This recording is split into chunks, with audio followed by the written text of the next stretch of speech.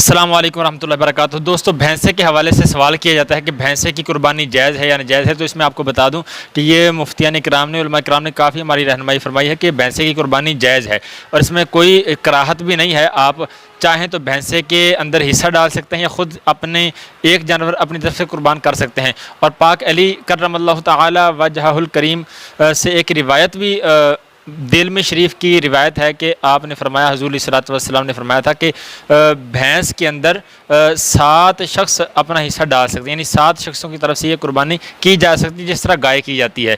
اور اس کے علاوہ جو قرآن پاک کی آیت سورہ انعام کی آیت کا سہارا لیتے ہیں کہ نہیں جی، وہاں پر من الدأن اثنین ومن المعاظ اثنین ومن الابل اثنین ومن البقر اثنین، تو یہ سارا کچھ جو ہے یہ قربانی کے لیے نہیں ہے، یہ تو ان کفار کو بتایا جا رہا ہے کہ یہ جانور حلال ہیں، کیونکہ وہ کفار خود اپنی طرف سے بعض مرتبہ مذکر حرام کر لیتے، بعض مرتبہ مونس حرام کر لیتے، بعض مرتبہ ان کے بچے۔ تو قرآن پاک نے بتایا نہ مذکر حرام ہے، نہ مونس حرام ہے، نہ ان کے بچے حرام ہیں، تو یہ ان کے لیے قربانی کے لیے یہ آیت نہیں ہے۔